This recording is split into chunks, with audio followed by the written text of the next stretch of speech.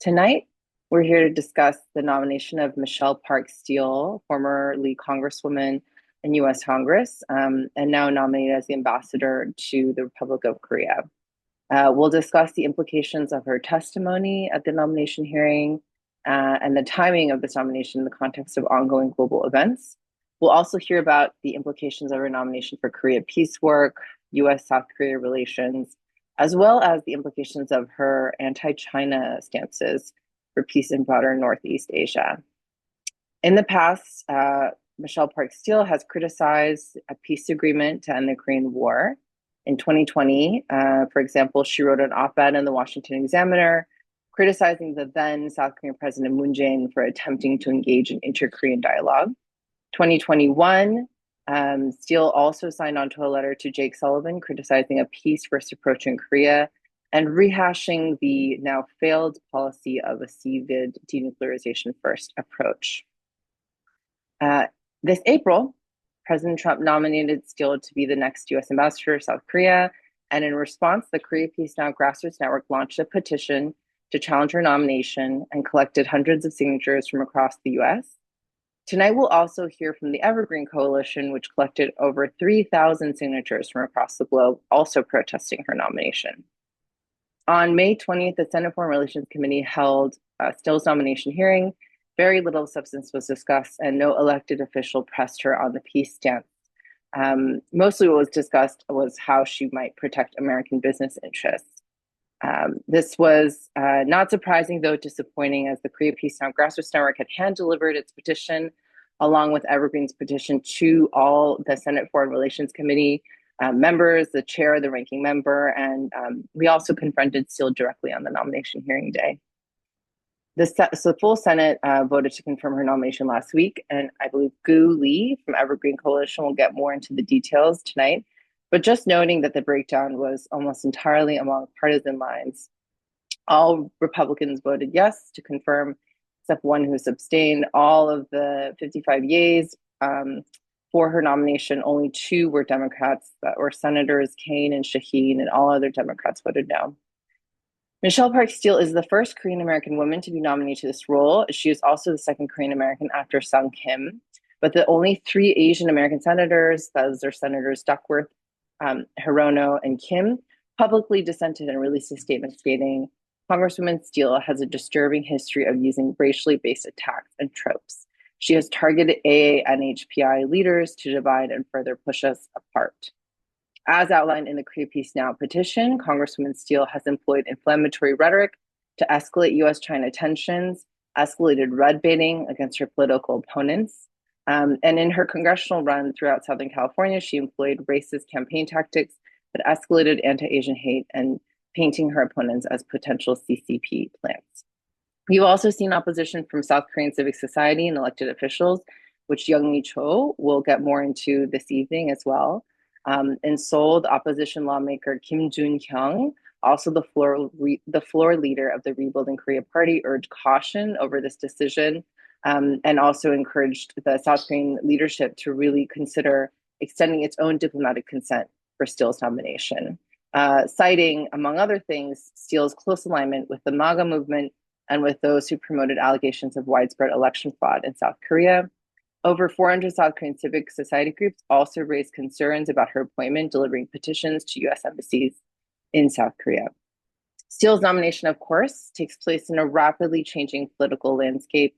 In May, Trump met with President Xi Jinping, and Trump's White House's readout from this meeting stated that the 2 leaders discussed North Korean nuclearization, and yet no such confirmation of this from Beijing. Then a few weeks later, Xi traveled to Pyongyang for the first time in 7 years to meet with Kim Jong-un. So it's clear that the role of the US in Korea, across Northeast Asia, and in the globe is shifting, and Steele's nomination is one piece of this wider puzzle. So we're here tonight to debrief Steele's nomination, and we're also here to look at the wider geopolitical picture and set our sights on the path ahead together as a movement. So on that note, I'm excited to introduce Goo Lee. Goo is a lifelong advocate for Korea peace. He co-leads the Korea Peace Now Grassroots Network Korean Language Caucus. He also co-founded the Pacific Northwest chapter. Goo is also the steering committee member of the Seattle Evergreen Coalition, a group dedicated to Korea peace. Go ahead, Goo. Yeah, thanks, Cathi. First, I want to share my screen with you. Yep. First of all, thanks again for kind of joining us today. I'm Goo Lee from the Seattle Evergreen Coalition. On behalf of Korean coalition, I would like to briefly share the result of community petition. Just kind of it's described by Cathi. So first of all, the petition was initiated and organized by the Seattle Evergreen Coalition on April 14th this year, right after his nomination, and reflect concerns expressed by its members of Korean and Korean American communities regarding issues related to diplomacy, democratic values, and peace on the Korean Peninsula already described.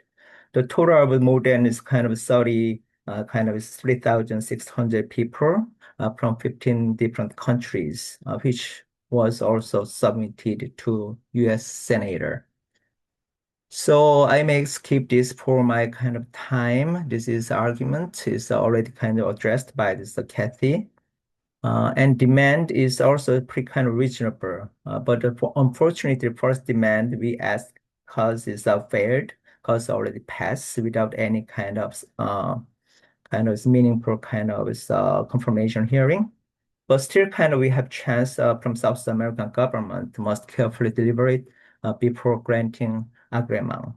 Also, it's again Trump administration must appoint U.S. ambassador to South Korea, person who is genuinely capable of upholding the trust of the U.S.-Korea alliance and support the peace on the Korean Peninsula. So participation in globally again is we have more than 3,000 people, and then especially from Korea is more than 2,000 people, and also in the U.S. we have is more than 1,000 people signed, also including 13 different countries from about 60. And in the US, among is 1,000, it's the most of its kind of state, like 39 states, including DC, all included, and especially kind of is the community, like it's the significant Korean American populations, like it's California recorded 480, and also followed by the New Jersey, New York, Washington, and Virginia. So together, these 5 states accounted for nearly 70% of all U.S. participants. To the kind of its Senate confirmation vote was on June 17th. U.S. Senate voted to confirm Michelle Park Steele as ambassador to the Republic of Korea by vote of 55 in favor and 39 opposed and 6 not voting. Historically, U.S. ambassador to South Korea have been viewed as consensus bipartisan appointment. They were traditionally confirmed by the full senator, either through unanimous consent or by voice votes without any recorded opposition. Although her confirmation fills a high-profile diplomatic vacancy that lasted for more than 15 months following the departure of Philip Goldberg in January 2025, the 39 negative votes cast against Steele on June 17th this year marked the first time a nominee for U.S. ambassador to South Korea has faced such widespread organized partisan opposition on the Senate floor. In addition, an interesting observation emerges when we compare petition participation with Senate voting patterns. Among senators representing the 5 states with the highest petition participation, 7 voted against confirmation, 2 did not vote, and 1 voted in favor. This suggests that in many cases, the concerns expressed through the petition were reflected by senators representing communities where participation was strongest. So regardless of individual views on the nomination itself, the petition demonstrates a meaningful level of civic engagement by Korean and Korean American communities. It highlights the growing interest of diaspora communities in issues affecting U.S.-Korea relations and their willingness to participate in democratic processes. As we look ahead, we hope this effort encourages continued dialogue, constructive engagement with elected officers, and greater participation in public affairs that affect both our local communities and international partnerships. So again, this is why we need this Korea peace, like it's unending war since 1955, separate families and the geopolitical epicenter in Korean Peninsula, and also imminent and real nuclear threat nowadays. So again, I'm from Seattle Evergreen Coalition, this Korean community-based nonprofit organization. Also, we work as a solidarity with some other organization like KPN in the WPSR, and then also against nuclear weapon coalition, and also Heban collectives for the anti-militarism and anti-imperialism. Yep. Thank you much for your time and attention.